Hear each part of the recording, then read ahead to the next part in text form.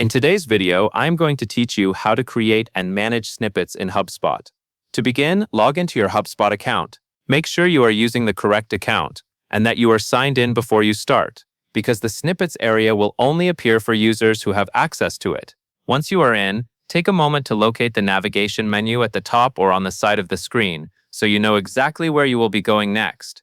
Next, go to CRM and then open the Snippets section. You are doing this because snippets are typically managed under the CRM tools, where HubSpot keeps reusable text blocks that you can insert into messages and records. When you click Snippets, you should see the dashboard where existing snippets are listed, along with options for creating new ones.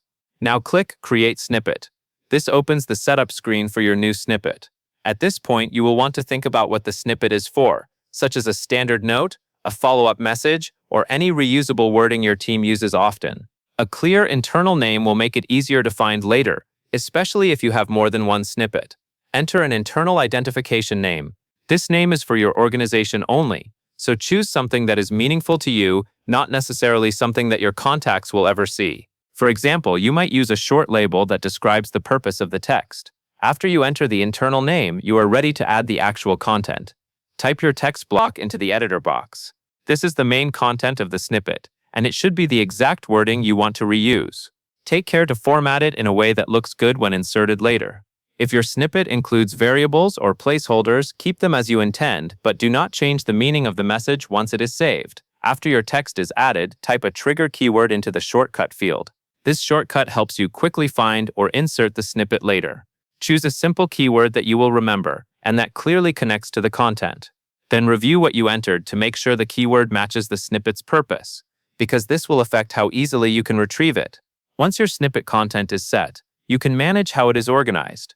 Click New Folder on the dashboard. This is useful when you have multiple snippets and you want to group them by purpose, team, or workflow. Creating folders helps you keep everything organized instead of searching through a long list. Enter a folder name and click Add. Choose a folder name that is clear and consistent with how you think about your work. After you click Add, you should see the new folder appear in the folder list, confirming that HubSpot has created it successfully. Now you will move existing snippets into that folder. Check the boxes next to the target snippets that you want to relocate. Take your time here and make sure you select the correct snippets. If you select too many by mistake, you can uncheck them before moving, so it is worth double-checking your selections.